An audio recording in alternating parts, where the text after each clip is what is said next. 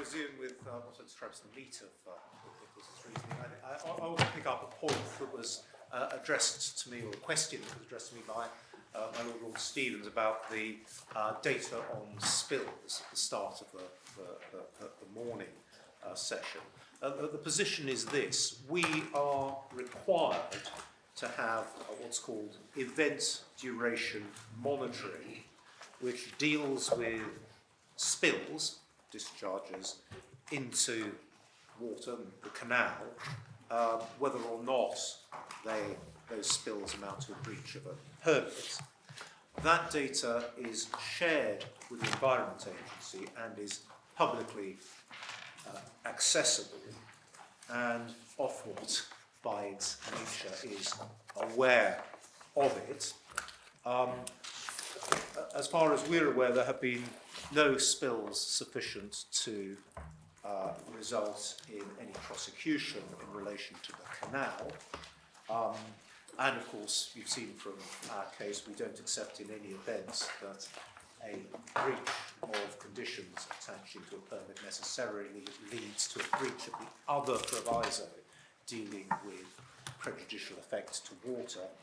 And in any event, we are aware, apart from the draft pleading, of no allegations or complaints by the Ship Canal in relation to any individual spills which have been recorded. Certainly no evidence, and there was no complaint put in answer to our evidence in this case. So that's the current position in general terms. I don't think I'm in a position to go any further at this stage. Now, coming back to... Well, Mr. Harris, before we get to the meat, I'm afraid we've just received a bundle of documentation from the appellant, two additional authorities to which the appellant may refer in reply, relating to 1863, and a brief note regarding that provision, and another note responding to the respondent's note this morning about statutory nuisance. Now, so far as the authorities are concerned, it used to be understood that new authorities were not referred to in the reply, but that seems not to be understood. Do you know about these authorities? I'd heard about them. I have not read them. I have not read the authorities. I don't object to the court having as much information as my learned friend feels that he needs to put before the court to advance his case. On the other hand, I would, if possible, like an opportunity of considering whether I need a very short reply. I suspect if there is to be a reply, it's not going to be more than a page or two and a couple of references. But if I could ask the indulgence of the court till close of business on Thursday, because someone will be travelling. Entirely, yes, absolutely, it's entirely understood, Mr. Karras. My side is the same. I apologise for that late production. The second note was actually prompted by a question asked by my Lord Richards as to whether or not we could explain the statutory language in section 1853. And that caused us to go back and to look at the earlier section, and in so doing we identified an earlier authority we thought should be put before the court. And I apologise to my learned friend, he's got it. Well, we don't want to encourage appeals becoming, as it were, rolling appeals, but we'll admit this new material, but we'll allow you, would it be realistic to say, I mean, you've offered to do it by Thursday, but realistically, if we gave you 7 days... Well, 7 days, of course, the longer you give us, the shorter the notice is likely to be. Yes, that's often the case. Well, that's what we'll give us a month, you'll probably get nothing. But anyway. Fine, thank you. My Lord, we got to paragraph 29, and the Lordship, in fact, picked up the paragraph 21. His Lordship Lord Nichols had picked up Mr. Martridge's difficulty already, looking forward to the way he's about to analyse it. Paragraph 29 refers back to the old Public Health Act. I'm sorry, can you remind us, at least me, as to the page we're on? Oh, so I'm so sorry, 1136. Thank you.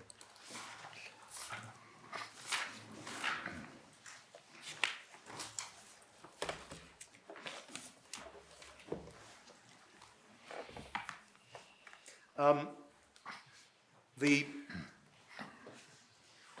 a reference back to the problems from the failure to carry out statutory drainage obligations are not new. It refers back to section 15. And it says on several occasions the courts considered what remedies were available for breach of obligation. There, it's being framed in terms of remedies rather than course of action. He refers to Robinson, refers to it following early cases, then cites the passage in Lord Isha's judgment, which I took, Your Lordship. He then refers to the existence of this general principle of statutory interpretation. The correctness of his application to the Public Health Acts was confirmed in Passmore, to which I've taken Your Lordship, and the courts have consistently followed this view of the law in relation to the Public Health Acts, and then refers to other cases. But he's dealing with this as a matter of statutory construction, I respectfully submit. He then, at paragraph 32, deals with the Court of Appeal's reasoning, and then, I needn't detain Your Lordship with it, it effectively analyses the case in terms of Goldman and Hargrave, leaking the National Trust, Sedley Denfield and O'Callaghan. And then 33, Lord Nichols respectfully disagrees with that approach. And the way in which, at the end of paragraph 33, says to do so would run counter to the intention of Parliament as expressed in the Water Industry Act 1991. And he then, in paragraph 34, in my view, the cause of action nuisance asserted by Mr. Martridge is inconsistent with the statutory scheme. And you'll remember the way his lordship put it back in paragraph 21, because in essence what he's saying, though he didn't dress it up, didn't cloak it that way, behind the breach is behind the allegation is a breach of section 94. And then paragraph 35, this is the difficulty I have with the argument put forward by Mr. Martridge, is that it ignores the statutory limitations on the enforcement of sewerage undertakers' drainage obligations. Since sewerage undertakers have no control over the volume of water entering their sewerage systems, it would be surprising if Parliament intended that whenever sewer flooding occurs, every householder whose property has been affected can sue the appointed sewerage undertaker for an order that the company build more sewers or pay damages. On the contrary, it is abundantly clear that one important purpose of the enforcement scheme in the 1991 Act is that individual householders should not be able to launch proceedings in respect of a failure to build sufficient sewers. So the failure to build sufficient sewers is an allegation requiring that, underpinned by an allegation that there are insufficient sewers, is ousted by the Act. And we say, going back to your Lordship's point about legality, this is a case of a necessary implication. We'll see how it's put in later cases in due course. And in the language of the older cases, he's characterising this as a non-feasance case. Yes, indeed, in the older cases, but that's not the way his lordship in this case uses those cases as a springboard.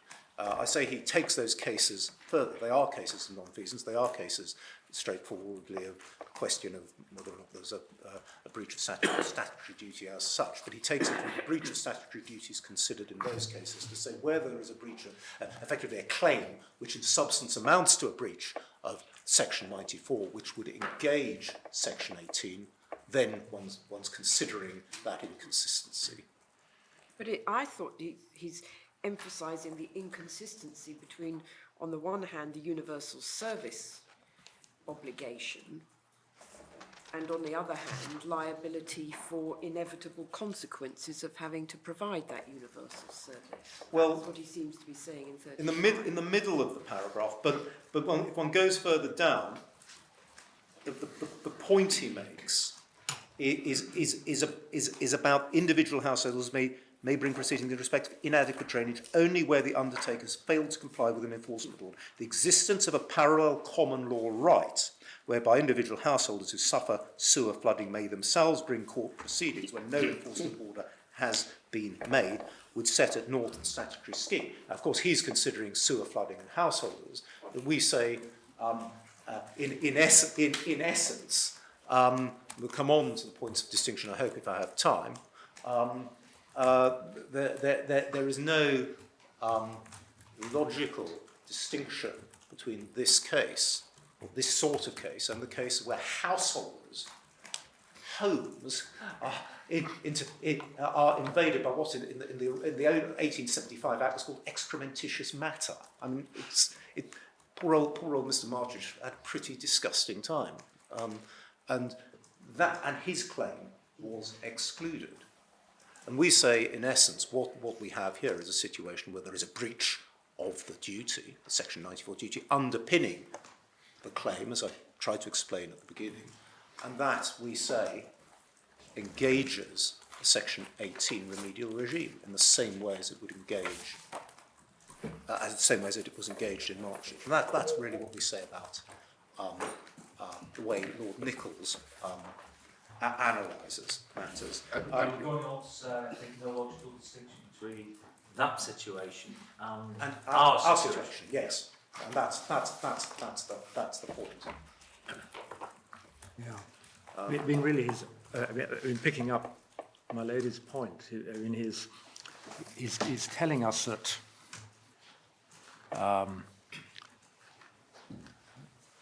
between E and just below letter E, that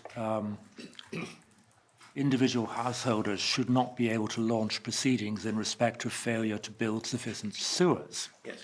And so that proposition is vouched by the earlier case law,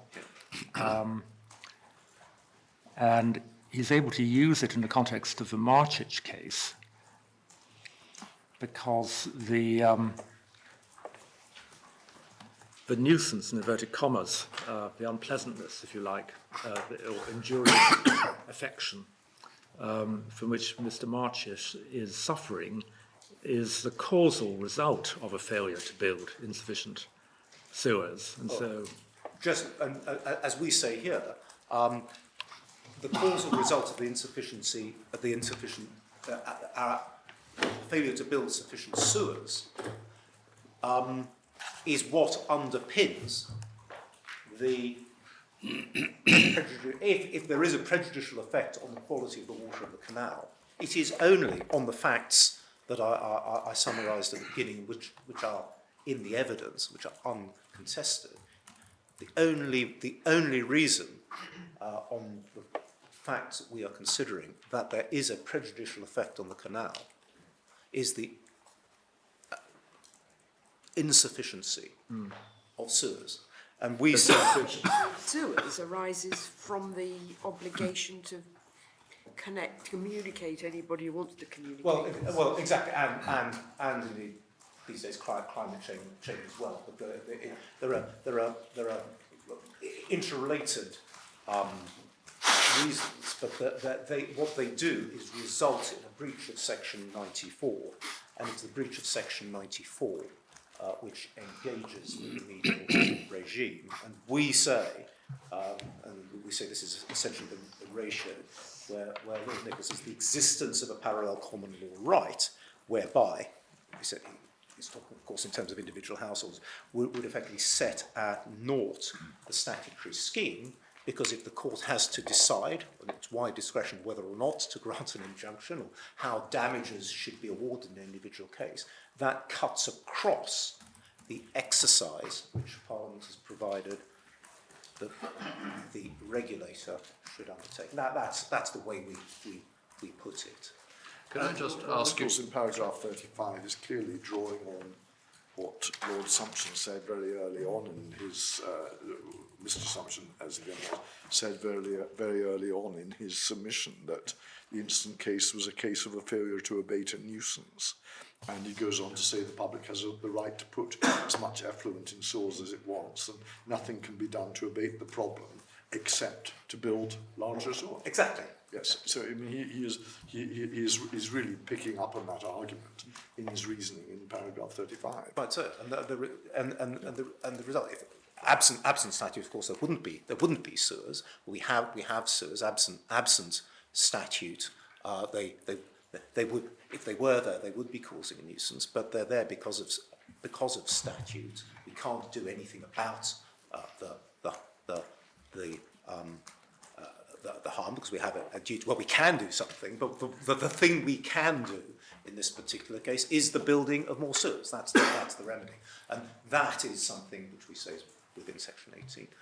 And the background to his reasoning, whether or not the law of nuisance has moved on, was that the earlier cases didn't recognise a common law right of nuisance against the sewerage authority.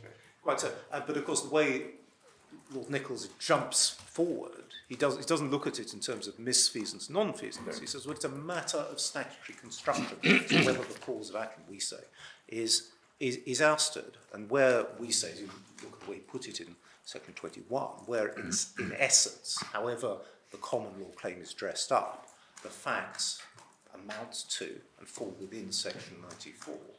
One is in the area of deciding, is there an inconsistency with the claim being made and the regime?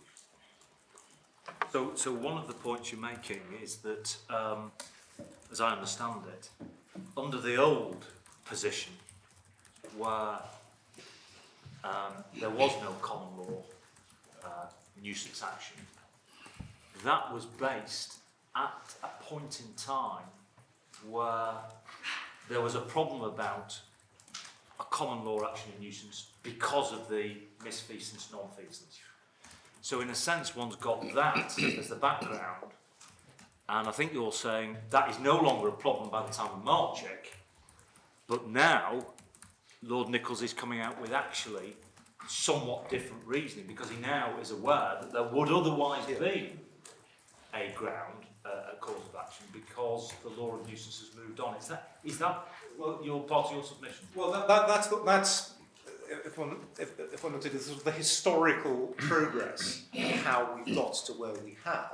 But the reasoning, perhaps, if one puts it slightly more legalistically, is that Lord Nichols discerned in the 19th century case law that the question of whether the claim arises will depend not just on the misfeasance, non-feasance distinction, because he picks up the way it was put in Robinson and Passmore, which are put in terms of this is the way the statute should be construed.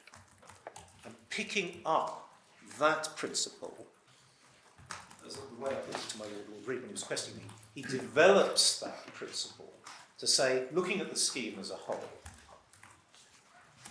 the common law being the way the common law now is with Sedley, Denfield and the Canal, I reached the conclusion that the common law claim, where it amounts to a breach of Section 94, which is such as to engage the regulator in the question of whether or not more sewers should have been built, or should be built, then he concludes there's an experience. So, as I say, he's using the old case law, the principle of statutory construction, which he discerns in the old cases as a springboard for developing what we might call the Marchage principle, which we see is then later adopted in the subsequent cases. I mean, the slight difficulty is that one's trying to understand the old cases against a background of a principle of statutory interpretation that says, well, if you've just got a cause of action based on statute, that is it. And we may not have any concurrent common law action in nuisance at that point in time. Exactly. So, in essence, what he's taking from those is it's a question of statutory construction. You look at the statute: is there a common law cause of action? Because as we see it in Robinson, it's not just put in terms of misfeasance, non-feasance. Justice Lopes puts it. If he were deciding by himself, he would simply do it on the basis of make the decision on the basis of misfeasance, non-feasance. But the court as a whole actually discerns this principle, looking at the statute to see whether there's a remedy. Of course, they're different cases, different statutes, different common law background. I accept that. And that's why I say, looks at the structure of Lord Nichols' reasoning. He takes those as the springboard for developing the common law in the way that he has. And of course, I don't shy away from this being a development of statutory construction, but we are, of course, in a world now where statutes are a good deal more complicated and regulatory regimes far more sophisticated than they were in the 19th century, the early 20th century. It seems to me at the moment that the key to his reasoning isn't in reality Robinson or Passmore at all. The key to it is the first sentence of paragraph 34. Yes. That a statutory scheme Parliament can be taken to have excluded any common law cause of action which is inconsistent with a statutory scheme. I'd agree with that. The reason I've emphasised the history of how he's got there is that we're facing in part, it's partly to address the submission made by my learned friend Mr. Hockman that somehow this is all about the law of nuisance. I submit it goes further than that. That the sentence to which your lordship has just referred is the touchstone, and I think it's been interpreted in later case law. I'm thinking, for example, Lord Dyson cites it as illustrating that proposition. Well, we'll come to that, and I'll also give you a reference to in the Deutsche case where Lord Hoffman uses the words virtually the words of I think it's Passmore case in his description of what Marchage decides. So of course Marchage is deciding something different. So that's why I use the word springboard. There may be a slip in the logic, but one sees where they've got from that sentence which my Lord Reid has just referred to. It seemed to me that paragraph 33 was a key part of Yes. his reasoning, because in the previous paragraph he cited from the Court of Appeal in March. And in the last sentence they say, the Court of Appeal said that the principles in Goldman and Leakey applied, if they're applied, these facts place Thames under a duty to Mr. Marchik to take such steps in the circumstances are reasonable to prevent the discharge. And Lord Nichols goes on to say, the Goldman and Leakey cases exemplify the standard of conduct expected today of an occupier of land towards his neighbour. So pausing there, he is accepting the present state of the law of nuisance, yes. that there's no longer the non-feasance point. But he goes on to say, but Thames Water is in a different position because of the statutory framework. Yes. And that's the sort of key point at which the reasoning develops. Yes. Can I just ask you, though, arising out of that, this question in relation to a claim in nuisance?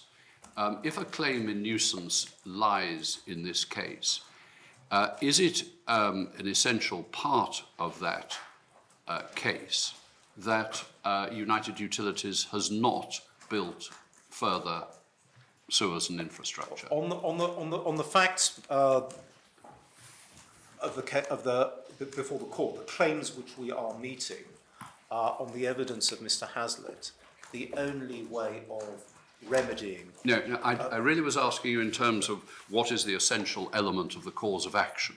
Well, the So in other words, I mean, so we assume for present purposes that polluting material has gone into the canal and has polluted the canal. Is that enough? Or does United Utilities also have to, Manchester Ship Canal Company also have to establish that further infrastructure should have been built? No, it doesn't. Absent statute. If we were private landowners draining our own land, then we'd inherited drains as were inherited by the defendants in Sedley, Denfield and O'Callaghan. We then fall under a qualified duty as to whether or not it would be reasonable for us to provide additional infrastructure. Of course, we are in a different... So hold on, just pausing there. So the issue in those circumstances would be whether it was reasonable for United Utilities to build additional infrastructure. As parties who have inherited Correct. infrastructure. Correct. If it's analogous to sedentary. So they would that be a defence, or is that something that the claimant would have to establish? Well, if the claim were framed as a Sedley-Denfield claim, I must say, I'm not sure what you mean by that. Well, They've so, got a claim in nuisance. well, They're suing in There nuisance. can be a number of sorts of nuisance, but if we're dealing with a sort of nuisance, as in Sedley, Denfield, and O'Callaghan, where the allegation is we have inherited infrastructure, then Those are our facts. I'm talking about this case. Yeah. We're talking about inherited infrastructure. we're talking about inherited So, infrastructure. in those circumstances, what does Manchester Ship Canal Company, what are the essential elements of its cause of action, or what defence is available to you? It will need to be decided whether or not we were reasonable in failing. Who has the burden of showing that you were reasonable or unreasonable? Without going back to the cases. You don't know. On the All right, but I it's won't give you that. in the end, in the decision, the court would have to decide whether you were reasonable in not building further infrastructure.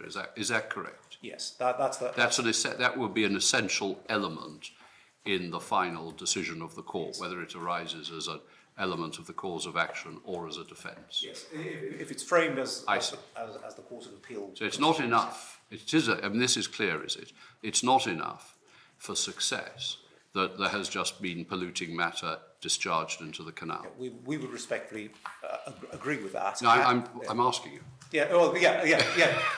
Well. Yeah. Yes. Is the answer, and whether it's framed in nuisance or trespass, the important, or indeed Rylands and Fletcher, the important point we say for the purposes of Lord Nichols's reasoning, the underlying facts are such, first, that we have failed to dispose effectually of the contents of our sewers, and then we get to the question of what underpins the cause of action, and we say further than that, the remedy, and whether or not it's framed in terms of the cause of action or the remedy, because we're talking about a remedial regime, if the answer is more sewers should have been built or should be built, those are questions within Section 18. But there would also be questions in the court, both at the liability stage and at the remedy stage. Thank you.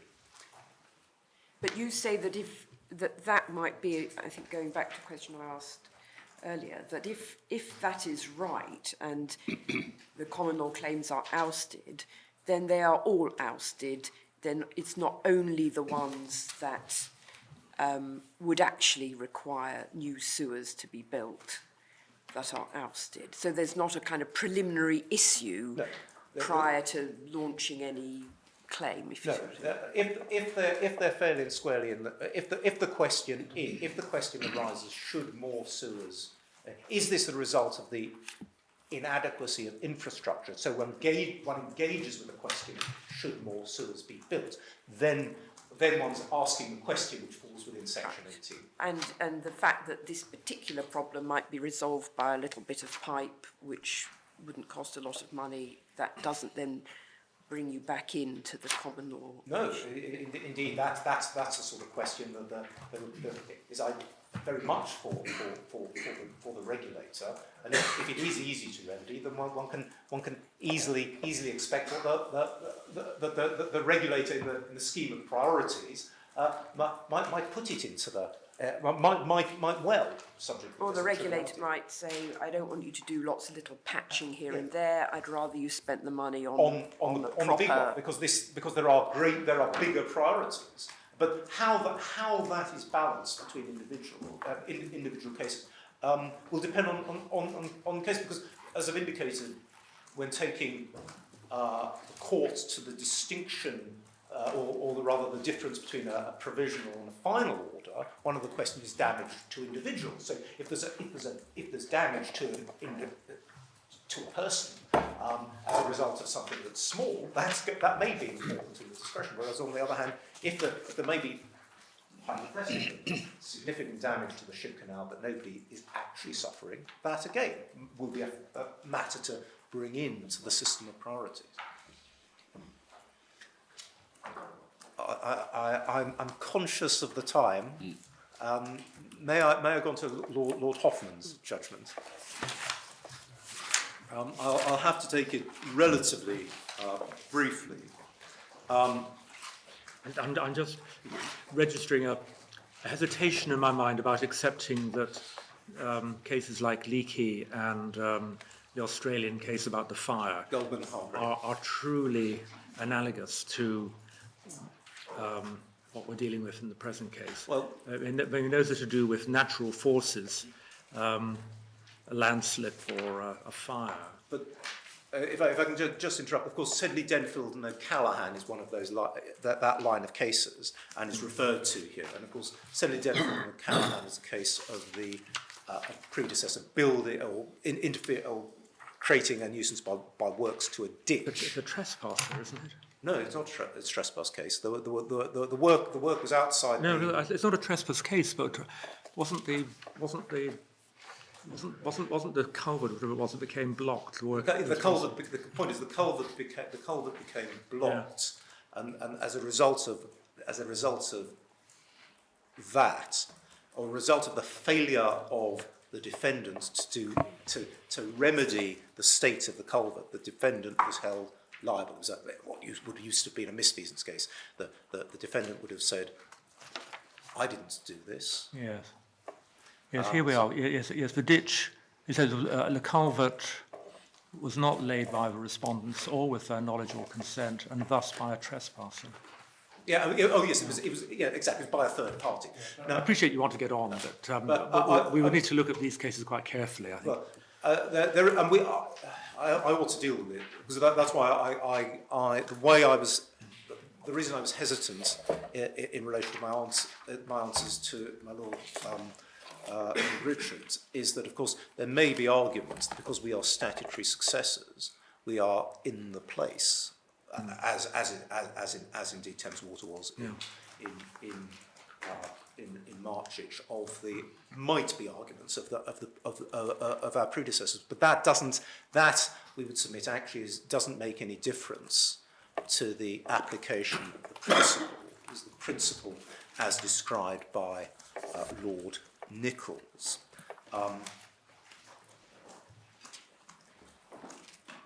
As described by Lord Nichols, depends upon the inconsistency, as your Lordship has pointed out, as described at the start of paragraph 34, and as my Lord Richards pointed out at the end of paragraph 33, which doesn't depend, I would suggest, on the question of the form of action, but is what is being asked for, is what is being claimed counter to the act.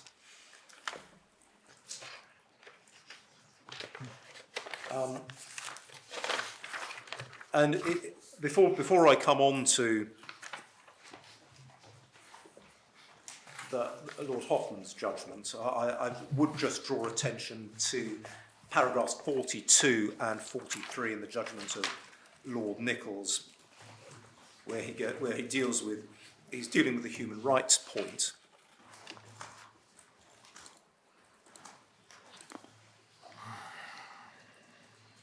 But he considers the nature of the statutory scheme and the balance being exercised, and that informs his understanding of how the scheme works.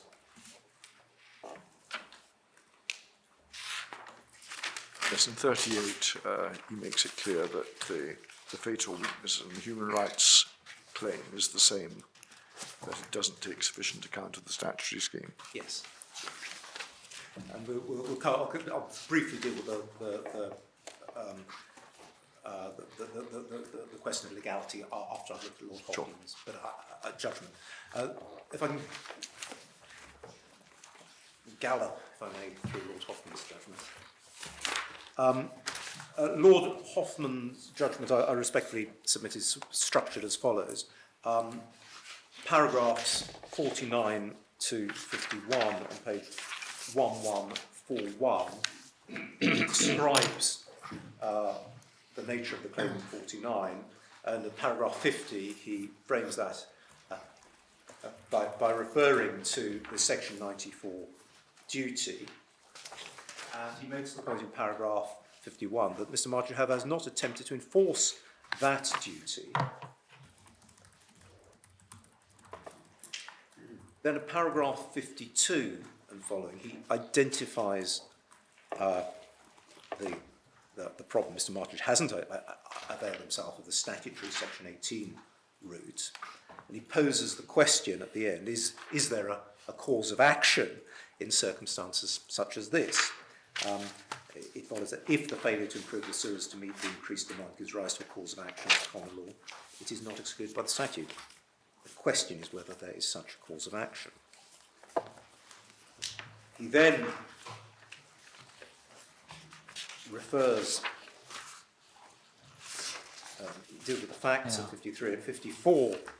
He himself refers to Robinson, referring to the earlier acts. The earlier acts had a special procedure for enforcement which the courts held to be exhaustive, and then he goes on to say the existence of this procedure for enforcement of statutory duties did not, any more than section 18 of the 1991 Act, exclude common law remedies for common law torts, such as nuisance, arising from a failure to keep sewers properly clean. Now, we accept that sort of failure to provide infrastructure. That sort of claim remains, as we will see in Dobson if we get there. Then, at paragraph 55 to 56, Lord Hoffman sets out his understanding of the previous legislation. He sets out the summary of Lord Justice Denning's assessment of the effect of that previous litigation at paragraph 55. Lord Denning's summary of that litigation is accurate. Can be taken as accurate. Lord Justice Denning, of course, departed from those previous cases, but as a summary of the effect, we submit it is accurate. And there's no suggestion that Lord Hoffman misunderstood what Lord Denning was doing. He was simply saying that Lord Justice Denning has described things accurately. And of course, at the end of that passage, he'll be picking up the point that the only remedy for the injured party was under the 1936 Act. So he's taking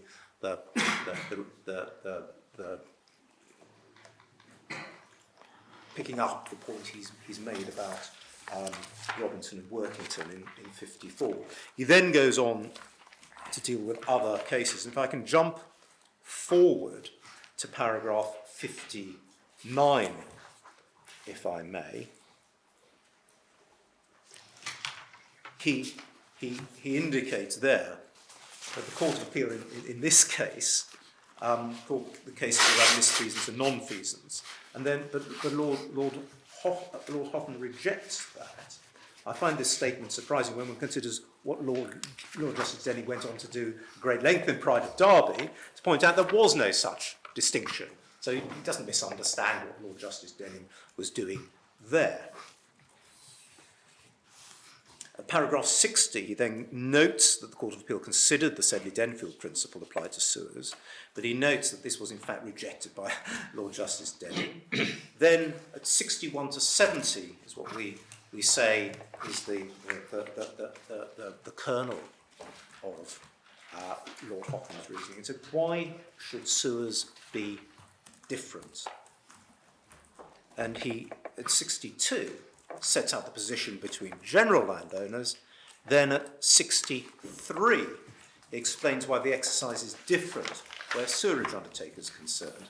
And the answer is that it depends on questions of public interest and capital expenditure. At 64, he goes on to refer to the role of regulators in dealing with items of capital expenditure, it tells us in terms that these cannot be dealt with in ordinary litigation. And there's no suggestion here that this depends on the label applied to any particular cause of action. He tells us, we submit, that this was a case in relation to the, he refers back to the old legislation. Of course, that was less sophisticated than the current regime. 65, he goes on to explain the difference between the previous regime and the current regime. The current regime is far more elaborate, and he explains the role of the director and his duties. In particular, he has to consider the return on capital, which were not part of the previous regime. 66 to 67, he explains how this is worked out in practice. Paragraph 68, he explains why the Court of Appeal was in no position to take into account the statutory factors which Parliament had laid down, that the director must take into account when determining whether new infrastructure should be provided. Then at 69 to 70, he indicates why the issues of the adequacy or inadequacy of infrastructure are not justiciable in court. And then at paragraph 70, he concludes in terms that they should not be. And we draw out three things to be noted. Fairness of priorities is not to be decided by a judge. We say, actually, if the claim is a claim for an injunction, that's exactly the exercise that has to be undertaken when the statutory discretion is exercised. Paragraph 70 describes this as the most powerful argument.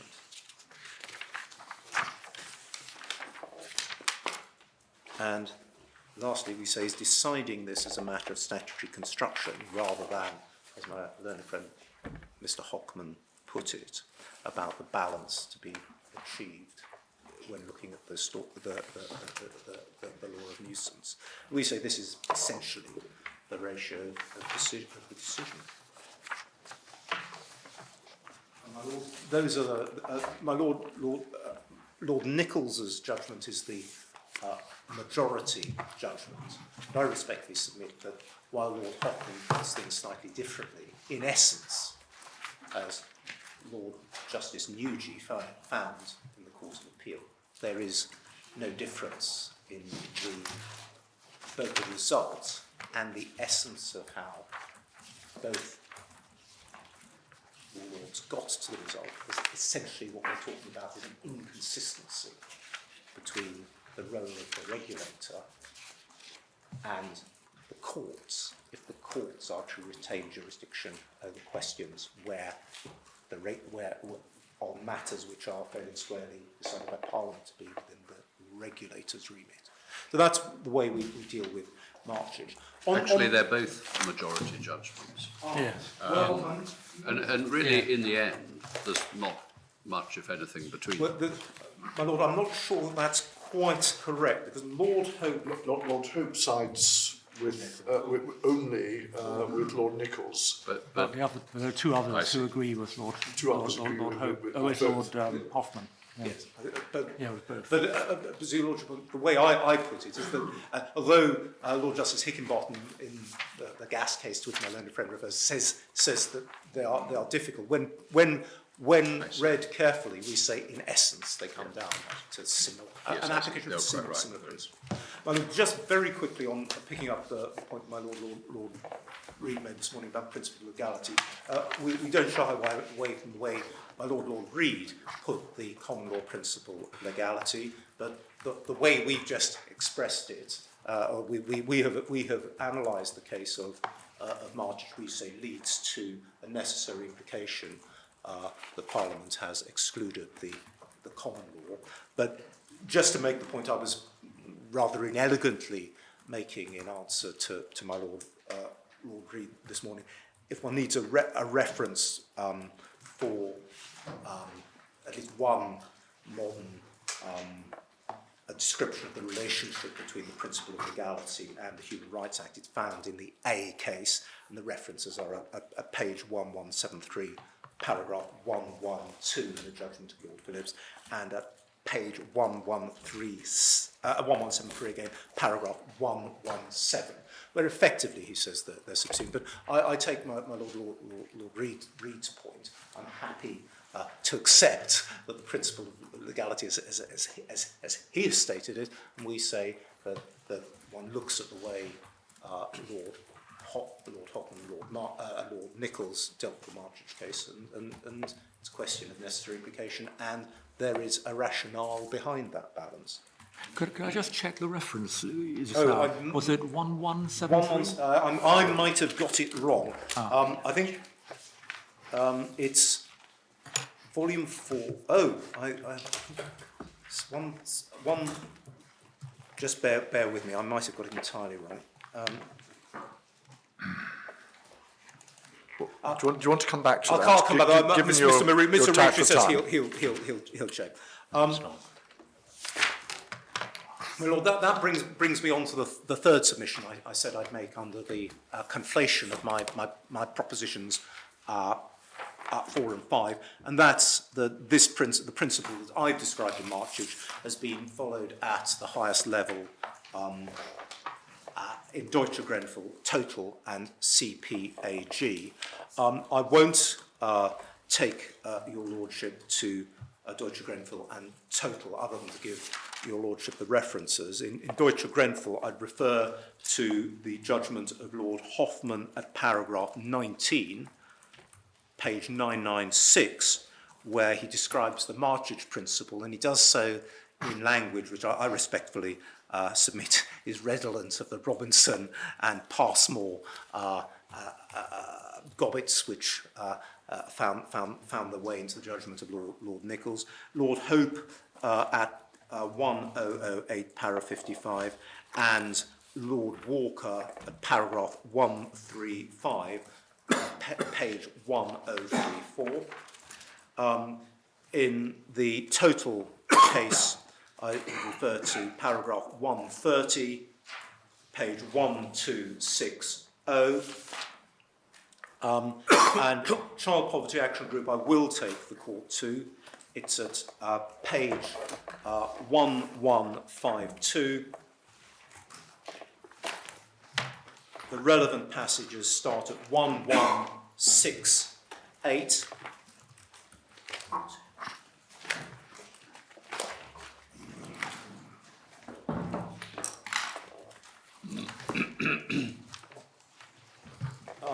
I'd refer the court to paragraphs 30 to 34, which I respectfully submit are consistent with the way I have put my case, and they're set out there, and we've referred to them in the case. I would, however, paragraph I don't think I referred to in the case, at 1169,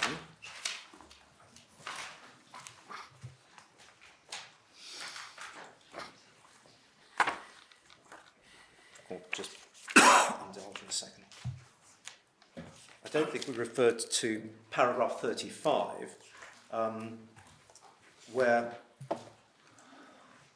as Lord Millett put it in Unisys, the coexistence of two schemes overlapping but varying in matters of detail would be a recipe for chaos. So one doesn't need a complete overlap between the statute and the common law. In fact, where there is a slight overlap, but there are going to be varying competing factors, that is a recipe for chaos. And that's one of the reasons I took the court to the first instance decision, a slightly different context of Mrs. Justice Thornton at the start, where effectively she was picking up what can potentially result if watercourse owners in the position of MSCC, Ship Canal Company, with the resources to litigate, can litigate when others, without those resources, are unable to litigate, albeit that the regulator might consider that their priorities are greater than those in the position of landowners like the Ship Canal Company. And the fourth submission is that this analysis doesn't need to complete ouster of common law claims, because as I've tried to make clear, there will be cases such as the operative who tips sewage into, tips chemicals negligently into the system, a sluice gate is opened negligently, don't depend on infrastructure which remain. I won't, the Dobson case is lengthy, and for me to deal with it now will eat into my next 20 minutes. If I can give the court the references, we say the important parts of the reasoning are in paragraphs 140 to 148, and 148 is on page 1076. It's between 1074 and 1076. And in essence, we draw from this is whether one looks at the matter as an issue of is there liability or how is relief to be awarded, if the exercise which the court is being asked to undertake involves considering whether new infrastructure should be provided to remedy a breach of Section 94. This involves substantially an exercise of the judgment which Parliament has vested in the regulator, and there is an inconsistency. But where the claim does not involve such exercise, then the claim will not be excluded. And of course, that will be fact-specific, as was found in Dobson. And that's what we derive from that. We've also referred to the case of Dua Cymru in the authorities. I won't take the courts to that. You have the references. But it's a case which proceeds on the basis that Dobson, indeed, we respectfully submit our approach to Marchich is broadly speaking the correct one. Of course, that was decided at a Court of Appeal level. So of course it's open to this court to reach a different conclusion. But we say, looking at the jurisprudence, Dua Cymru is at least consistent, albeit it was dealing with a different question. So bringing matters together on my fifth submission and my conflated propositions 4 and 5, we say the claim here is in substance underpinned by facts which amount to a breach of sewerage undertaker's duty, unless and until there is a prejudicial effect or an injurious affection on the water, the claims don't, as formulated, don't get off the ground. And those claims are, as I've tried to explain, predicated on facts which amount to a breach of the Section 94 duty. This breach, in essence, is also underpinned on the uncontroverted facts, a claim which requires, for its remedy or for its avoidance, that more sewers be built. And we say that sort of claim is inconsistent with the Act. So that brings me to my sixth proposition. Which is, we say the analysis reflects the language of the provisos, and the provisos have a meaningful role in the statutory scheme. So the question is, do the provisos provide a carve-out from what we say the statutory scheme is? I can be brief in relation to Section 1175. This is, we've made the point already, that this is about the construction of the provisions to which it applies. And the significance of this provision was actually considered in the 2014 Ship Canal litigation. So in Authorities Volume 2, tab 4, page 1098. Since we're looking at it, I'll draw attention to some other matters. The head note sets out the background to the litigation. Could you give me the page? I'm so sorry. No, I'm so sorry. I've got the wrong. No, It is 109.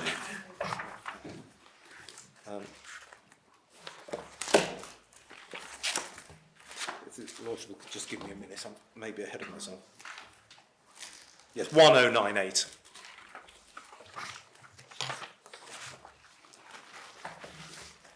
Can briefly take you to the most material passages in Lord Sumption's judgment. The interveners, my learned friend, Mr. Delamere, picked up paragraph 2, where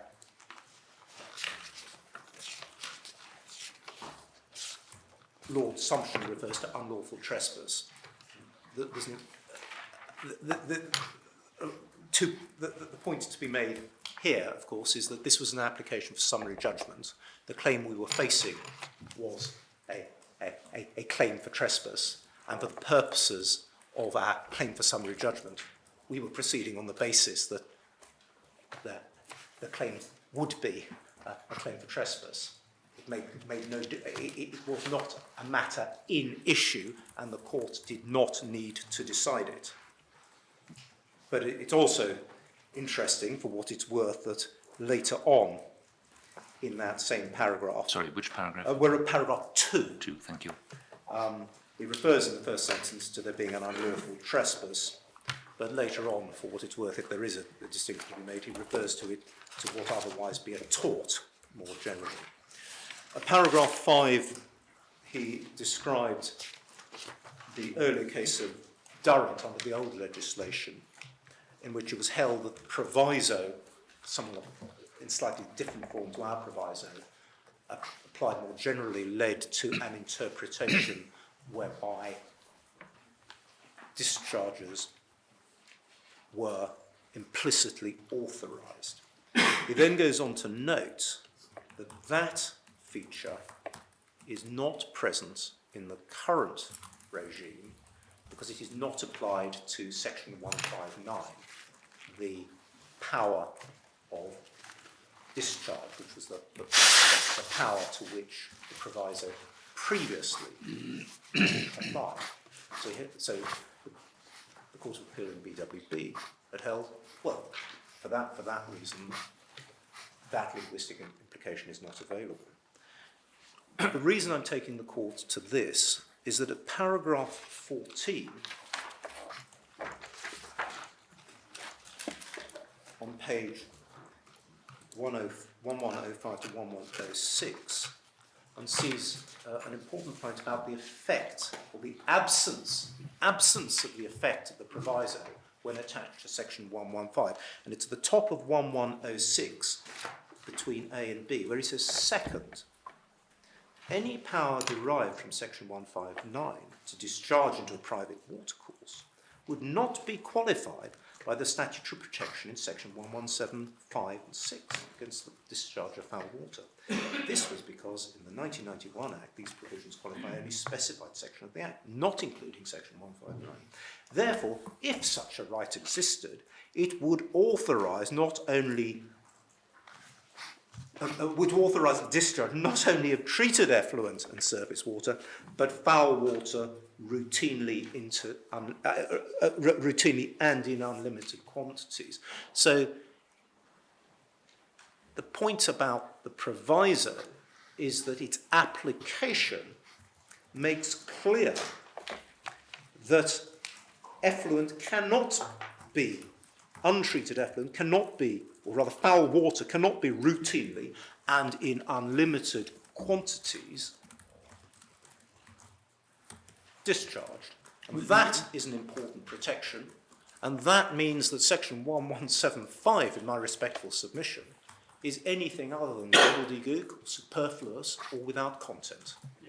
You're right, but in the passage that you're reading, I think Lord Sumption is simply summarising the reasoning of a Court of Appeal. He is, which he adopts. He goes on to say the Court of Appeal was right. One sees that at 15, where my lengthy submissions were dismissed in a short paragraph.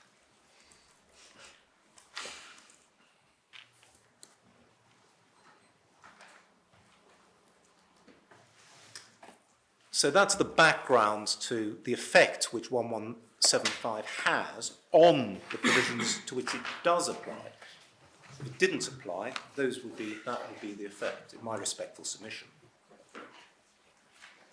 He's not directly saying, he doesn't anywhere directly say that this would be the effect when applied to section 116, which is what he says it does apply as an important protection. But we can see how what he considers, in my respectful submission, to be the important effect of this proviso.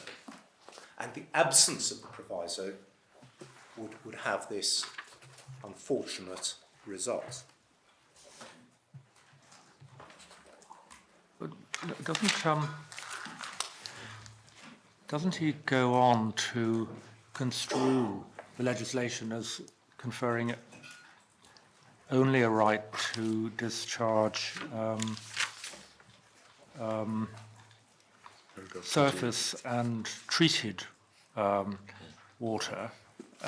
One finds, I think, at page 109 of the bundle, in paragraph 22, letter B, section 1175 protects against the discharge of foul water. Exactly, and that's exactly my point. And this is the way it does it. What he's doing is he was dealing with my argument that section 11159 implicitly contained within it a right of discharge, because we were saying a right to construct a sewer, by its nature, must involve a right of discharge.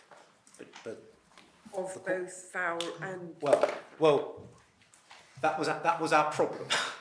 That was our problem. There were no longer these limits, and our answer was the compensation provisions did apply, but that was rejected. So, because section 1175 did not apply to the provisions we were relying on, so if we were right, it would have had the effect of authorising foul water. That argument was rejected, but Lord Sumption, the majority, one of the two majority judgments, went on to hold that it's implicit in section 116, our inability to disconnect, which gave rise to the continuing right to discharge into pre-privatisation sewers. And he said, well, and indeed one can see that because section 1175 provides the very protection to this section, which it doesn't provide to, I'm paraphrasing, perhaps supplementing his lordship's reasoning, but the point being is that it applies to section 116, therefore there is the protection for the implicit power under section 116 that wouldn't have been provided if I was right about section 159.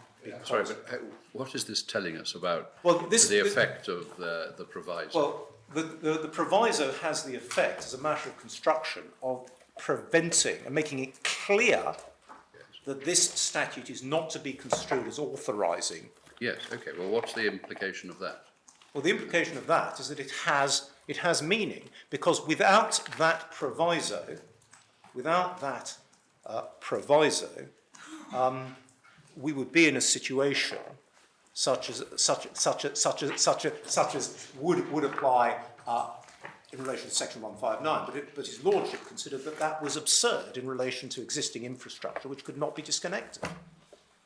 Follow that, but I'm trying to wrestle with how what you're telling us now illuminates what the point and the effect of the proviso is. Well, I'll take it more so. The absent the proviso, well, the reasoning is... It does not permit you, it does not authorise you to discharge foul water. It does not authorise... well... And the question is, what's the impact of that? Well, if we can go back a stage, the reasoning of the Supreme Court is this. It's absurd. It was absurd to suggest that overnight pre-privatisation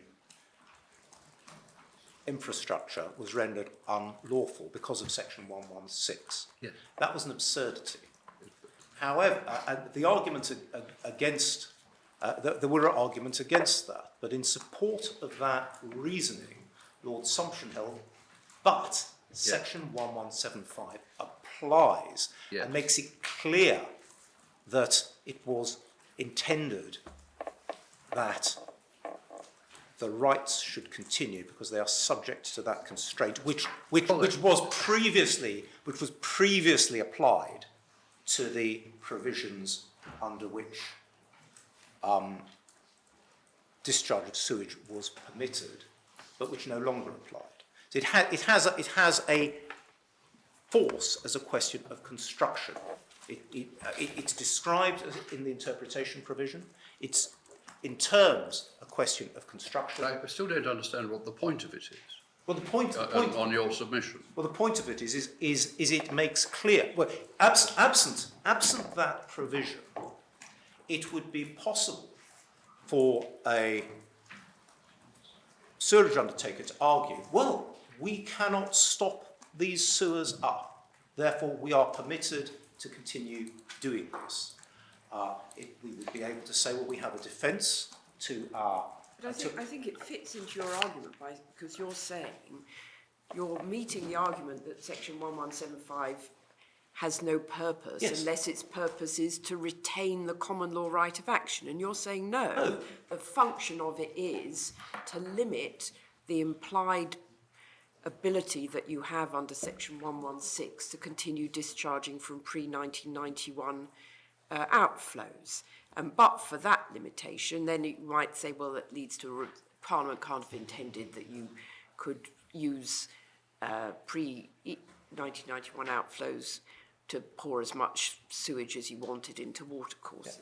And there's, So you're saying it does have a function separate I'm still from the not clear function. what the function is. You're saying, because the most I've got so far is that Parliament expressly makes a provision in 1175 in order to lead the courts to imply something into 116. No, I'm sorry, that's not what I'm saying. All right, well- What I'm saying is that the implication is there because there's an absurdity in requiring... Well, I understand that, and I know that Lord Sumption relied on 1175 as one of a number of factors for the implied effect of 116. Absent Section 115, it would be open. It would be open in theory for, and 1175 has two limbs. It would be open to a sewerage undertaker to say that Section 116 prevents me from discontinuing these discharges. I've got to accept this polluting discharge. That would lay open the possibility under Section 1175A that the sewerage undertaker could raise, in theory, absent that proviso, a defence to a claim of a breach of the permits, and it would lay open the possibility, absent that proviso, of the undertaker coming along and arguing, well, Section 116 prevents me from discontinuing, therefore I can't, it would be an absurdity to suggest that I am in breach of my Section 94 duty. Now, because this is an interpretive provision, those arguments are excluded. And that's the way, that's the fact. I see. You say I see. I hadn't followed that. So you say it links directly into Section 94. That's the point. Well, not just Section 94. Also that's because of an A. example. Sorry. Not just Section 94. It also because of A. We've got the permitting regime. No, I follow. I mean B. I'm talking about B. Yeah, exactly. That would be see. at least one, or indeed elsewhere. But that's the importance. It prevents that conflict between duties. So an undertaker could not say in response to a proposed enforcement order under Section 18 in a case such as this, say, well, no, what we're doing is perfect. You can't make an enforcement order. What we're doing is impliedly authorised by the obligation we have to continue supplying using these outflows. That's it. I realise I have very short time left. to You deal with haven't Section yet 186. dealt with paragraph 4 of Schedule 12. I don't know if you want to say anything about that. Paragraph. This is the duty to pay compensation. Well, the duty to pay compensation, this is relevant to the section 186 subsection 3 point, and that's the first point I'm going to make. Where consent is given to a matter which amounts to injurious affection within section 186(3), the matter is authorised for the purpose of statute. There would be a defence of statutory authorisation, and the only remedy open to the party giving consent would be to seek compensation under the compensation provisions. Absent such consent, the discharge would not be authorised. And if, and to the extent that lack of authorisation amounted to the facts amounted to a breach of section 94, engaging section 18, the person whose consent is required can go to Ofwat and say, this is not authorised, this is a breach of section 94, please do something about it under your duties under section 18, and then Ofwat would make a decision. Now, my Lord Stevens picked up the point that there may be, as we say, a difficulty in saying whether this section applies at all to an authorisation of something which would otherwise be a breach of duty. We submit that's an absurdity. We've set that point out in our submissions, but the structure of the Act is that authorisation means your only remedy is compensation. Lack of authorisation, if there's a breach of section 94, entitles you to go and say, build more infrastructure. I don't want compensation, we need more infrastructure. Does that answer your Lordship's question? Thank you. My Lord, I realise I've run out, and we say, in essence, the questions of distinction, as I've tried to make clear throughout, don't amount to matters of substance. There is no logical distinction between watercourses and deposits onto land. The provisos, as I've tried to explain, make no difference to the substance. As for the argument that market should be departed from, we say the matter is that the case has stood for 20 years. Parliament has legislated, not only has Parliament legislated, it has legislated recently to deal with a problem in this very area, and this should be a matter where where this court should not depart from previous, what we say is established case law. And unless I can assist the court any further, there's Mr. Ricci made a point. The compensation provisions are dealt with expressly in Marchage, paragraphs 44 to 45 on page 1140. Oh, and I've got the references to A. It's page 1736, paragraph 111 to 112. Sorry, can you just, I'm sorry. I'm so sorry. 1736, paragraphs 111 to 112, and page 1737, paragraph 117. I'm terribly sorry for encroaching my own press. Thank you. Yes, Mr. Lamont. I'm reassured that my learned friend has also run out of time, like I did earlier. This case is a monster. Let's not hide from the levels of complexity this case raises. But one complexity you don't have to deal with, which is what my learned friend opened with, is the pleadings in the 2010 case, because no part of the 2010 case is before you. This is an appeal against the declaration granted in the Part 8 proceedings. The declaration is at page 240 to 41 of the bundle. It's the declaration granted on the basis of the application, also in the core bundle, tab 19, page 486, in which my learned friend sought a declaration that no claim lay at all, was later refined to exclude the Dobson exceptions, no claim lay at all in relation to trespass or nuisance. And that's the answer to my Lord Burroughs' question as to why there's no argument about Rylands and Fletcher. You never sought a declaration in relation to Rylands and Fletcher. I accept, for present purposes, that much the same principles are likely to apply in that respect. But the pleadings, with respect, are not of direct relevance. But what they do show, on any fair review in any event, is that this case has been pleaded without any reliance at all upon a breach of a Section 94 duty.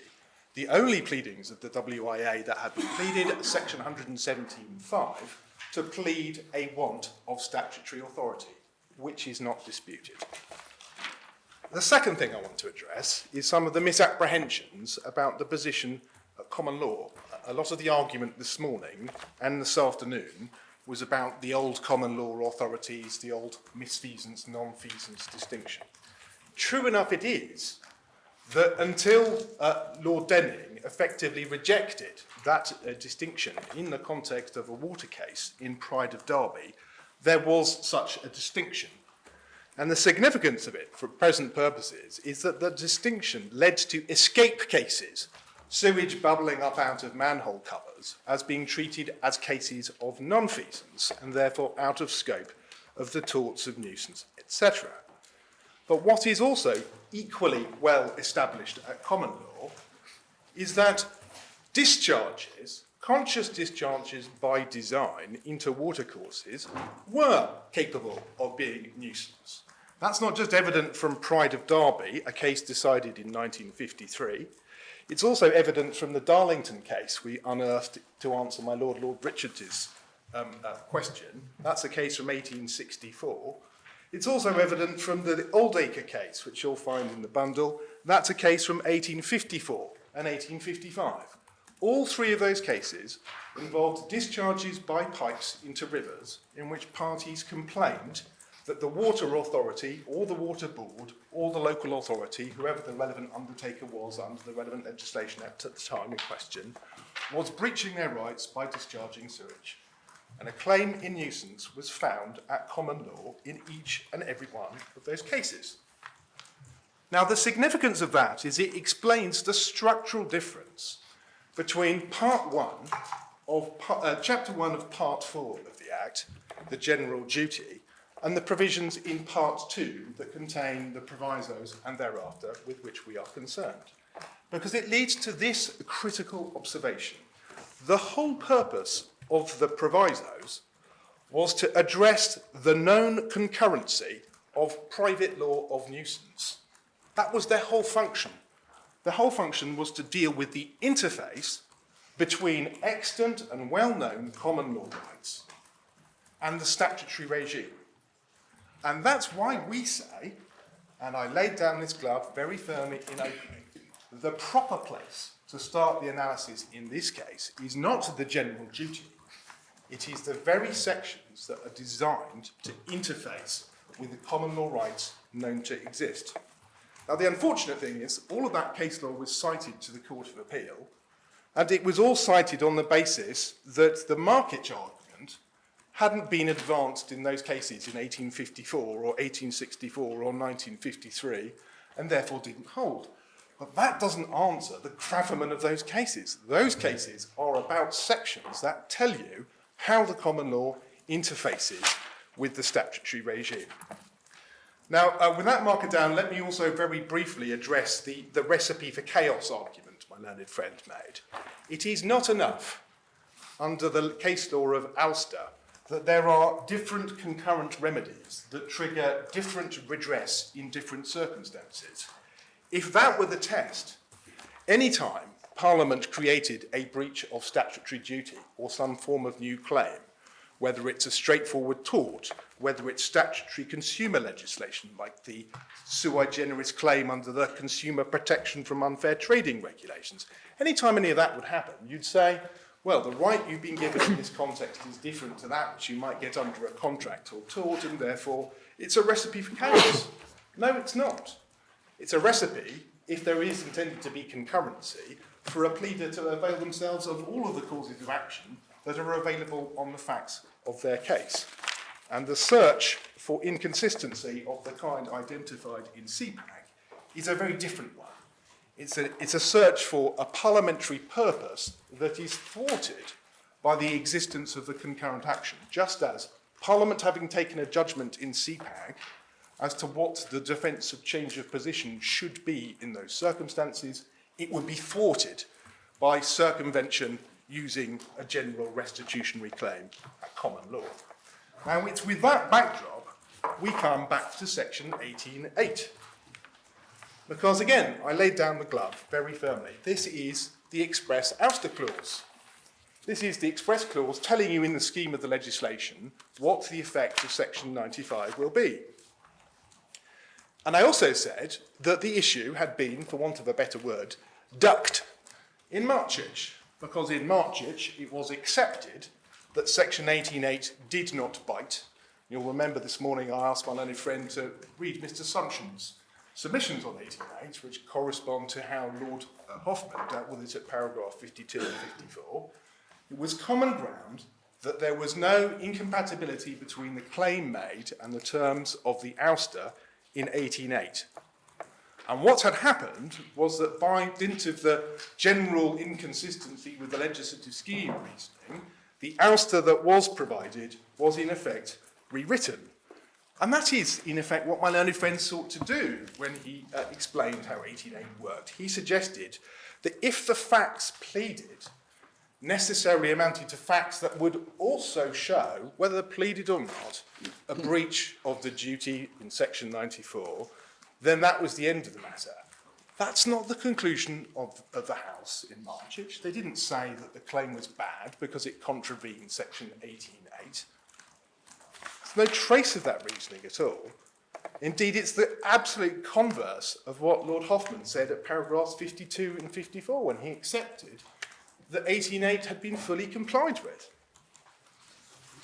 The problem is, having addressed that point, at no stage in the Marchich case is it then grappled with as to what its consequence is against the law of ouster. So that's section 18.8.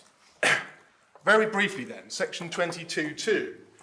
One of the areas my learned friend suggested that there would be some recipe for chaos is if a freestanding action for breach of statutory duty, flouting an enforcement undertaking, could run with different defences in different circumstances. But again, that's, with respect, difficult to understand.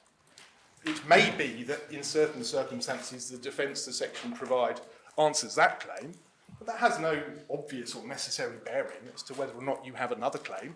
Let's say breach of contract, let's say nuisance, whatever it may be, it may be. And that point was, with respect, not developed. Then we come on to the terms of the provisos themselves. And I'll come back to the scheme, but I want to go to the provisos because the approach in Pigott, which we suggested was the correct one, namely to grapple with the specific provisions, was never answered by my learned friend. He didn't address the point I made, that there was a rule, effectively, that you start with the particular before proceeding back to the general. And his answer as to section 117(5) and 6 was simply that these provisions are markers of statutory authority.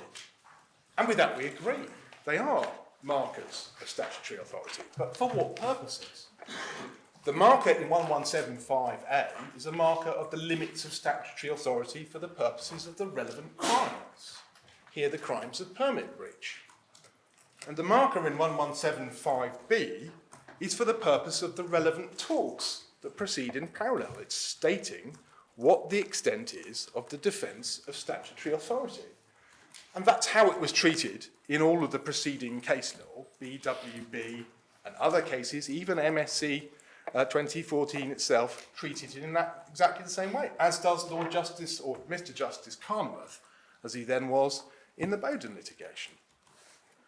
Now, it can't be as my learned friend sought to argue, something that qualifies or explains the extent of section 94, because the interpretive provisions only extend to chapter 2, they don't go back to chapter 1. It can't be something indicating the extent of some kind of general breach of duty in that circumstance. And on his argument, it has to be something more than something signalling the operation of the particular provisions in chapter 2 for some kind of unknown purpose. And the reason I say that is because of the hole, with respect, he got himself into in relation to section 1176 and Allen and Gulf Oil. My understanding was that the argument of section 117, subsection 5, was that it made clear that in relation to the implied right to discharge under 116, it was not an implied right to discharge foul water.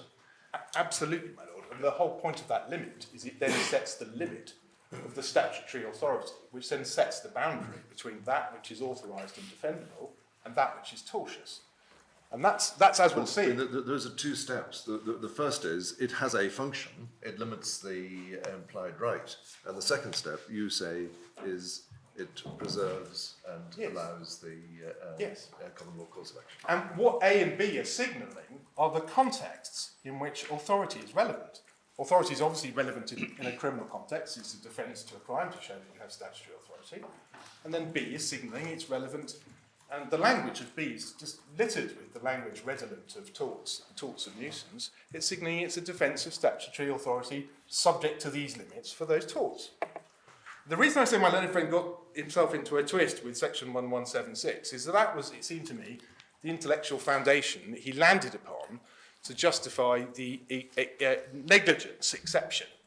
And he took you to Mr. Justice Upjohn's decision in Smeaton, and we got into discussion about Allen and Gulf Oil.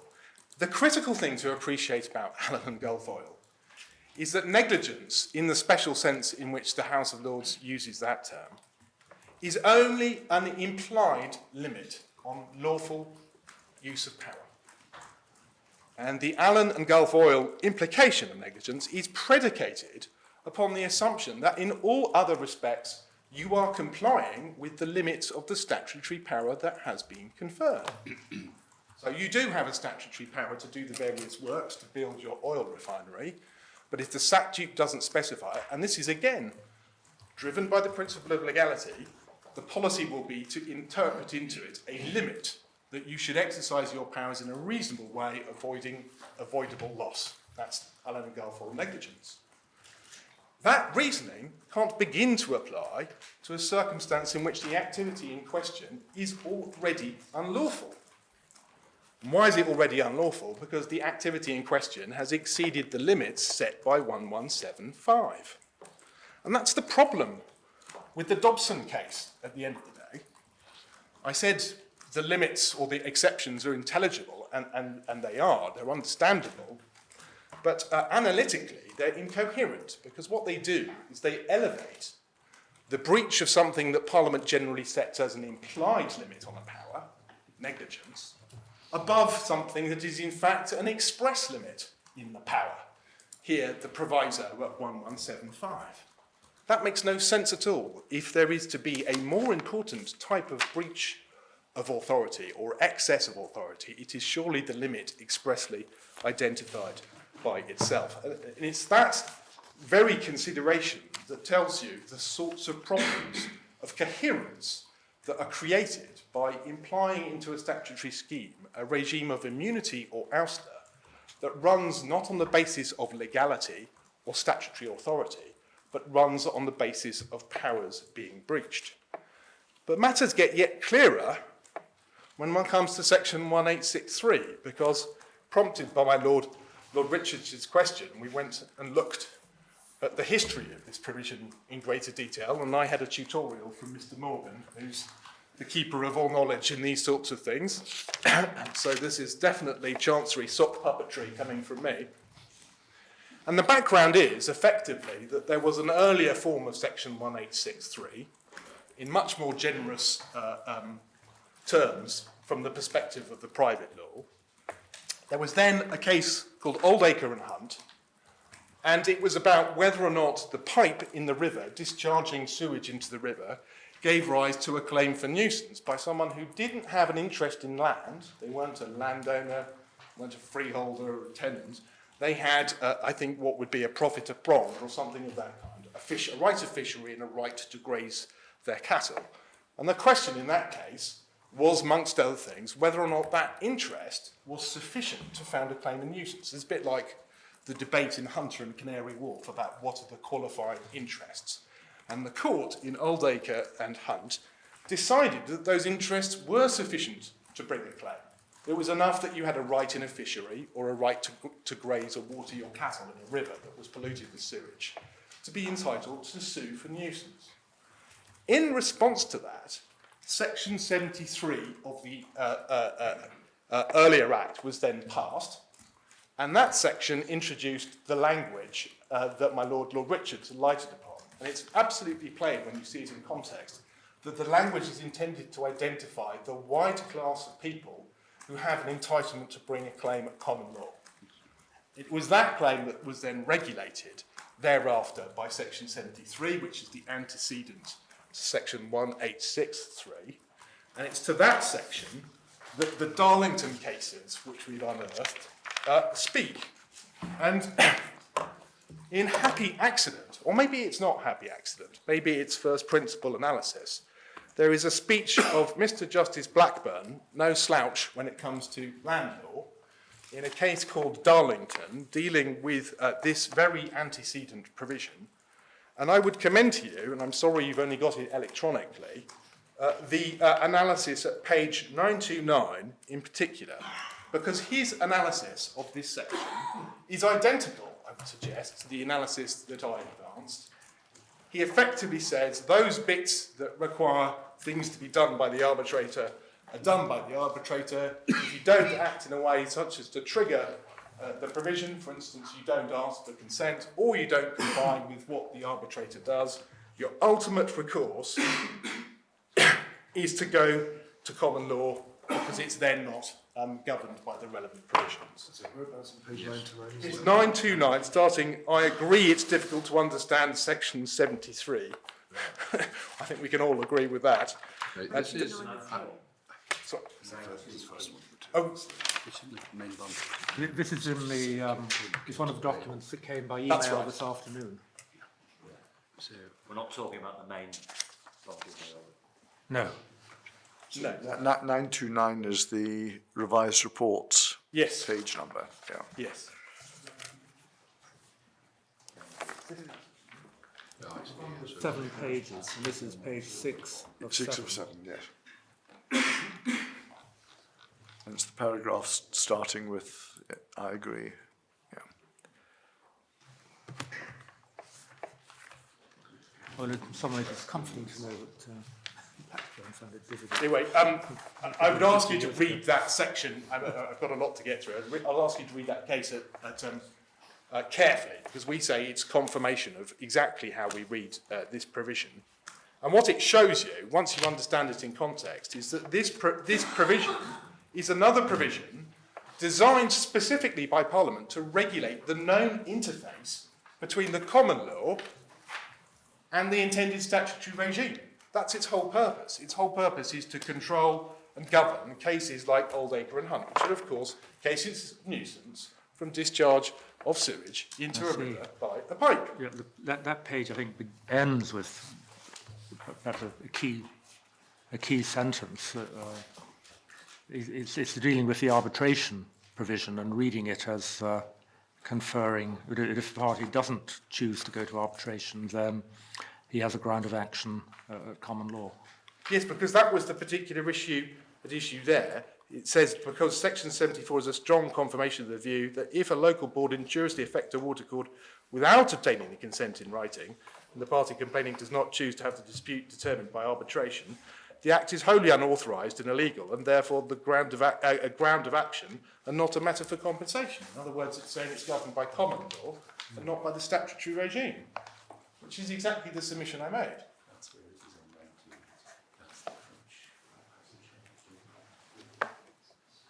No, we can do that. All right. It's bottom of 19. to it. Yeah, I've got something wrong with my report. Well, if it's helpful, we'll submit a highlighted version. I'm doing the best I can on the hoof, but probably not good enough. Yes, I've got it on page 928, actually. There's a further passage under Mr. Justice Blackburn. I'm of the opinion that the judgment should be for the defendants on the questions of the arbitrator. It's the passage in that first paragraph about a third of the way down. The question is whether the injuries thus inflicted are matters for which he's entitled to compensation. If they are, the mandamus to the defendant is right. Compensation means statutory compensation under the statutory regime. But if they are actionable at common law, the mandamus is wrong. The rule is well established for any act to be done which is injurious to property, but which an Act of Parliament has authorised to be done, though the consequence of the act is damnum to the owner, it ceases to be inuria, and was ouster. And the loss would fall on him, and no damages could be recovered in an action. To prevent that injustice, the legislature have said that instead of the action, the party affected shall have compensation in the matter provided by the Act. However, where the Act of Parliament does not authorise the wrong, and consequently the action is not taken away, the case is not one for compensation, but the remedy is merely by action. We have to determine whether various matters done by the defendant are authorised by the legislature so that an action in respect to them is taken away.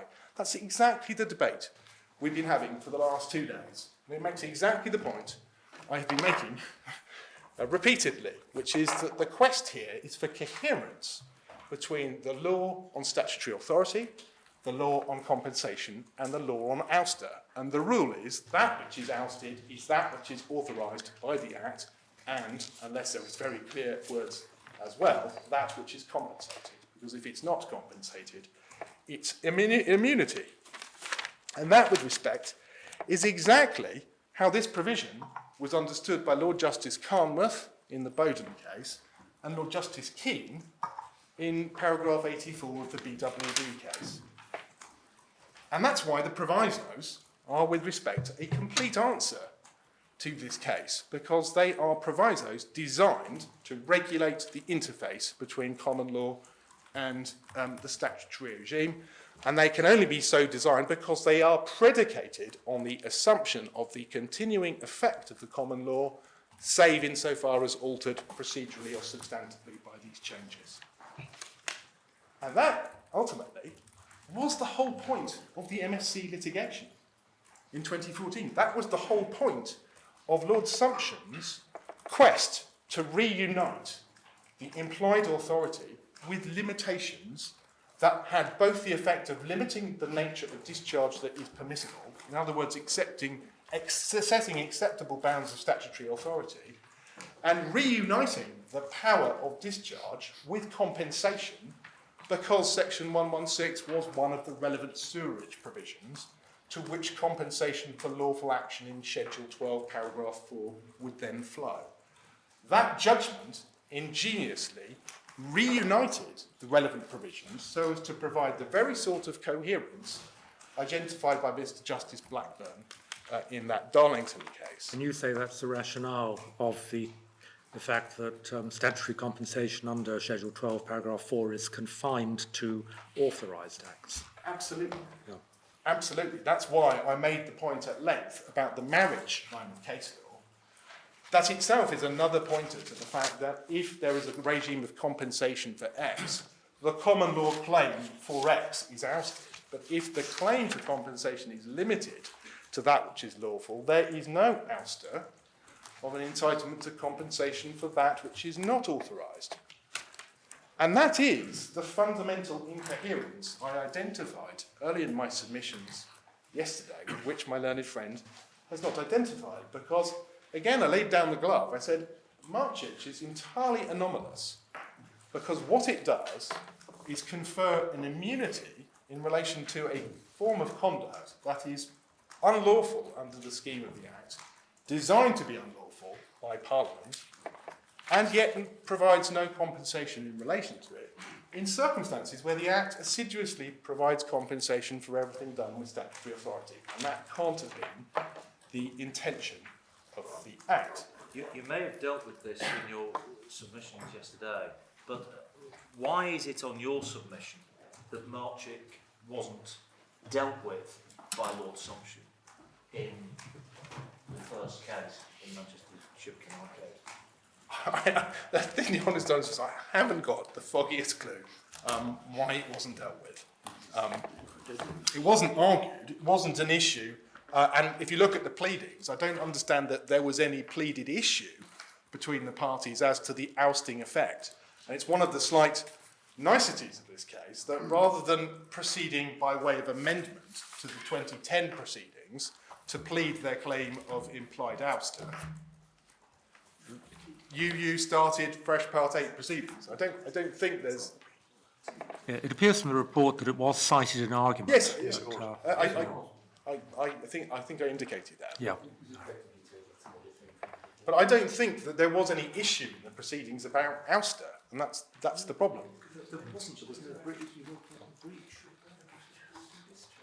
Right. In any event, what I think that review of common law authority and sections targeted at the regulation of the interface between that common law authority and the relevant regime. Could you just help me with the regulations which provide for compensation? Does that compensation under the regulations also extend to unauthorised as well as to authorised acts? Well, it must do, because what is provided for in the Marchich flooded garden, flooded house case is compensation for an act in breach of the Section 94 duty. So yes, it does, and it's that very breach in standard performance that Section 95 addresses. But it's important to note, my learned friend didn't come... How do you then square having compensation under the regulations in Marchich and having a common law right of action? Well, that was the very issue addressed by Lord Justice Higginbottom in the Southern Gas case, and he said that the regime of strict liability payments, we would say effectively as a proxy for what you might otherwise get under a contract, don't operate to exclude your claims in tort. And I go back to the point, if you go through the detail of section 142(2)A of the Act, you will see it's prohibited to conclude a contract between an undertaker and a person living in a dwelling. So the relationship is necessarily a purely statutory one. The charge is set through 143. The further terms of what would otherwise be the contract are supplied by the performance regulations, and they tell you what is the quality of service you're entitled to expect for your money. And it doesn't follow from that, where you have a proxy or quasi-contract, to use that horrible term, that has the effect of ousting the general operation of the law of tort. What I hope all of this shows, though, is why there is a principled basis, if that is what attracts this court, to make a distinction between discharge and escape. And the reason is because escape cases were in a different state vis-à-vis the law of nuisance, certainly at least until Pride of Derby expressly repudiated, at least in the water context, albeit a discharge case, repudiated the old misfeasance, non-feasance distinction. But discharges, truly so-called, had always been the source of common law claims and common law rights for which the Act had provided specific provisions to regulate the interface. But the previous acts didn't have, presumably, something like what we have now in Section 2, with all these different factors that Ofwat has to take into account when performing its functions. So suppose you're right and you bring an action for trespass or nuisance and you say, United Utilities, you've got to pay us this amount or else you've got to spend X million on redoing the sewer. And United Utilities say, well, as it happens, we proposed that kind of work in our plan that we put forward to Ofwat. And Ofwat said to us, no, we don't want you to do that because having regard to our obligations under Section 2(2)(c) to have regard to the interests of people who are chronically sick, of pensionable age and low incomes, we don't want the increase in water bills that doing that investment will have. So that is why we've not done that. Now, how is the court supposed to decide, is that relevant to whether it's a nuisance to discharge this effluent into the river or not? No, it's not. It's not relevant. It's not relevant. No, it's not relevant to whether or not there's liability for nuisance at all. for precisely the reasons identified by Lord Leggatt in the Fern case. Those are public interest considerations that might inform whether it's appropriate to grant relief. But it's the very form of public interest considerations that were rejected in Fern, rejected in Lawrence and Fen Tigers, rejected in Bar and Biffa in the passages I showed you before. Right, so the court then orders the compensation to be paid, or the damages to be paid, or the work to be done? It will take into account public interest, as I conceded right at the outset in relation to the grant of injunctive relief. And I conceded, I hope realistically, that given a background like that, second-guessing a regulator's view through the grant of an injunction would be a rare thing indeed.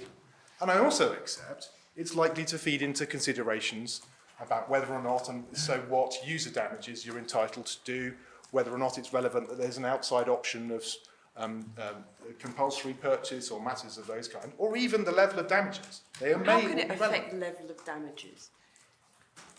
Because of the context of the user damages claim, my lady.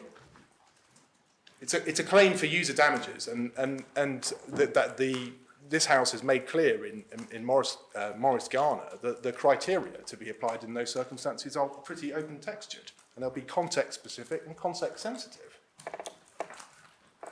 So, Wouldn't the point my lady has made be relevant to whether it was reasonable for the defendant to take the steps required to abate the nuisance? now that's the very trap that I fear Mr. Croxford and I led the judge at first instance to in Bar and Biffa, which was then roundly squashed by Lord Justice Carnworth in that case. That's exactly the exercise it's not permissible to do. You can't look at the statutory scheme to shape the common law test of reasonableness.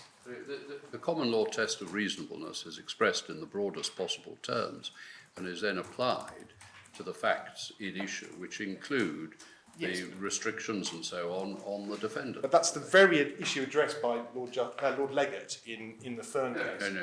I don't think Fern's got anything to do with this in that sense.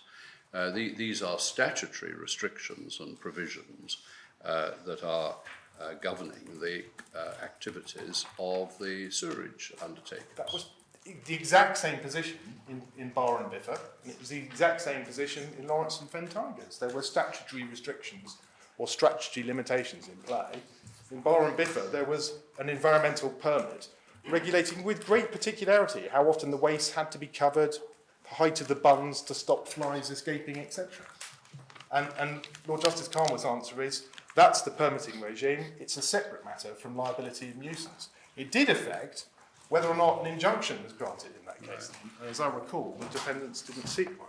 So the common law would require the defendant to pay damages, notwithstanding that the regulator had said, we're not going, you're not to carry out these works, at least you're not to carry out these works and have any return on them. Or the regulator says there's no permit breach, we're entirely satisfied with how you're operating your operation. No, I'm just talking about our case. Yeah, The answer is yes. Yes. It's just irrelevant. it is, yes. Well, if you had to carry out the works, if say a mandatory injunction were granted, then that would be capital invested, and which there would be an entitlement to a return. And Section 2 would obviously be, the factors would obviously affect Yes, the regulator's position.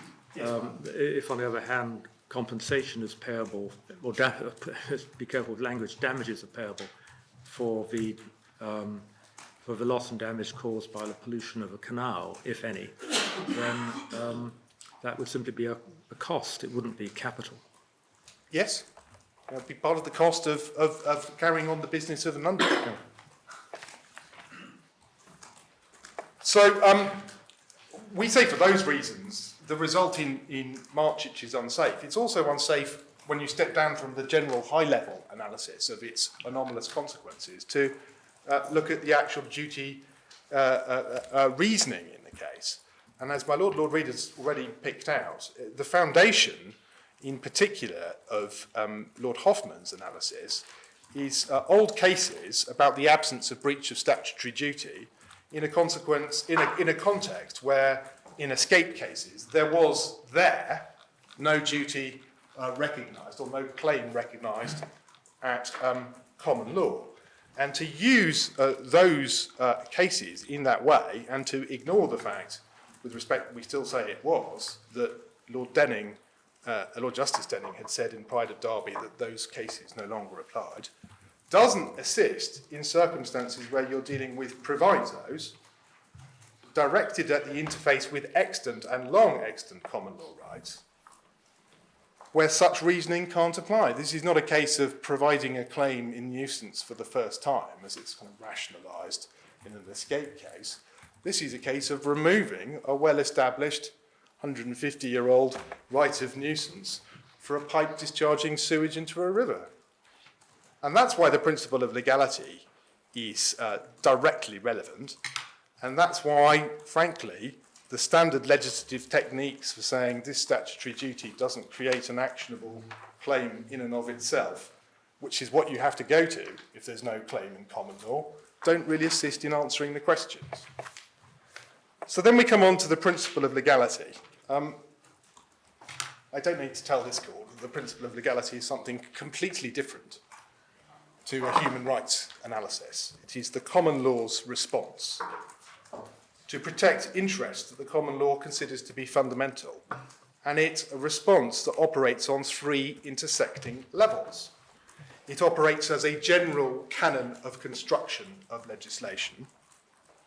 It operates as a means to inform the development of the common law. That's how Lord Leggett was using it in the Fern case. And as a manifestation of the first two principles, it operates in particular as a canon of construction governing the assessment and analysis of the provisions relied upon in an act to make a claim that the common law has been ousted. If there was any context in which the principle of legality would be a fortiori, it would be in an ouster case. And whilst the speeches in both Lord Nichols and Lord Hoffman identify an inconsistency with the statutory regime, with respect, they don't grapple with the fundamentals of the regime that I've described to you. They don't grapple with the fact that there is an express ouster clause, which is complied with in 18.8. They don't grapple with the fact that outside the area of escapes, there's a whole series of provisions dealing with discharges that are intended to regulate the interface with common law, extant common law rights arising from discharges. And that leads to a further problem with Marchage, and it's a reason connected with why it's principled to overrule it. The effect of Marchage is to effectively overrule by a sidewind a whole series of cases concerned with discharges. It's inconsistent with the result in Bowden. It's inconsistent with the result in BWB. It's inconsistent with the result in reasoning in Pride, where there weren't the same provisos in play, but very similar ones under the local acts. And that was the key point for both Lord Evershed and Lord Denning when looking at the statutory construction, statutory authority phase of the case. It's inconsistent with Jones, it's inconsistent with Darlington, it's inconsistent with Oldacre. All those old cases have been upset by the introduction of this new, very widely formulated ouster. And it's an analysis that takes no account of that impact and no account of the consequential incoherence from a rule of law perspective of effectively providing a special ouster to that which has no statutory authority and that which is uncompensatable. It breaks down the basic rules of alignment between those three topics. Section 95, the reasons I've given to my Lord Stevens, is no answer to any of that, and I've dealt with the reason why Dobson is incoherent, not least because it elevates a special form of implied breach over an express breach, and you can't plead intent in the Dobson sense without contravening the one rule that Section 18.8 does contain, which is don't plead the breach of the duty. How can you plead a case of intentional breach without pleading a breach of the duty of drainage? Then that lastly brings on to the last point, which my learned friend opened with and came back to, and it's a forceful point. He said you shouldn't use your 66 powers to overrule or depart from March Edge, because Parliament has very recently looked at this matter and has put in place a statutory plan to deal with all of these issues. Now, as we understand it, it is no part at all of that parliamentary plan to grapple with the question of whether or not compensation is due to those who are bearing the cost, the damage of a non-compliant sewage system. This doesn't pass any judgment at all as to whether or not the loss should continue to be suffered exclusively by those who have lost their rights in nuisance. It doesn't grapple that issue at all. But the one thing we can say is this: the topic of sewage is very much at the top of the agenda and has recently commanded parliamentary time and an amendment to address the really very serious public concern about the state of our rivers. And if you decide to restore, and that is what you would be doing, the long extant liability for nuisance for discharge, which is addressed by the provisos, then Parliament, which is so focused on this issue, can choose to impose an immunity of the kind that operates in the Civil Aviation Act or elsewhere, or even, extraordinarily, an immunity for unlawful conduct, if it chooses to do so. That is the real task for Parliament. Your task with respect is to restore the law to what it was and to remove the obvious and glaring inconsistency between the result in the case of March Edge and the result in the 2014 case. Unless there's anything else I can assist you with further. Can I just ask Yes. one question? I don't think anybody's touched on it, but in relation to trespass, there is a case cited against you that I don't think you've replied to, an old case of Reynolds and Clark. Yes. And at some stage I would welcome, whether it's now or at some later stage, how you actually propose to deal with it. Thank you for reminding me about trespass. I think the position with issues 2 and 3 is this. We have identified some reasons as to why we say the analysis may be different in relation to trespass to nuisance. They're in our written case. In relation to issue 3, which was the issue of involuntariness, that, I think we're all agreed, was not an issue that arose on the pleading or claim before Mr Justice Fancourt. What he said was obiter. What the Court of Appeal said was effectively non-committal, and both my learned friend, who said nothing on this topic, and I think that that issue doesn't actually fall to be decided or doesn't require to be decided. I note my learned friend nodding. So I think, much as that might be another case for Mr Morgan on another day with his specialist chancery knowledge, I'm going to duck it and sit down. It's answered, Mr Molyneux reminds me, it's answered in our case at footnote 21, page 121. I don't have a right of reply and I don't seek to make one, but I did just want to mention something which I gather has occurred in this case. I'm not sure that it occurs in every case before this court, which is that by agreement between all three parties, a transcript of the argument yesterday and today has been prepared and apparently is being made available. Yes, we're grateful for that. Thank you. Well, we're grateful to all counsel for their assistance with what Lord Blackburn acknowledged 160 years ago was a very difficult area of the law. We'll look forward to receiving Mr. Karras's further submissions within the next week, and we will let you have our decision as soon as we can, but I wouldn't hold your breath for it. Court will adjourn.